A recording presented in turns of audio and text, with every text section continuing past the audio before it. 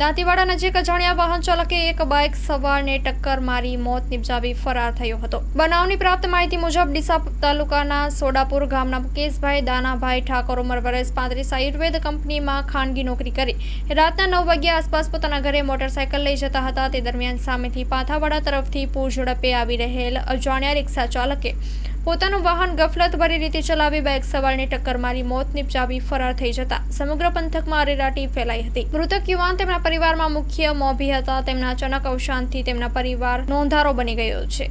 Story report by Suresh Raval, Dantiwada, Banaskantha.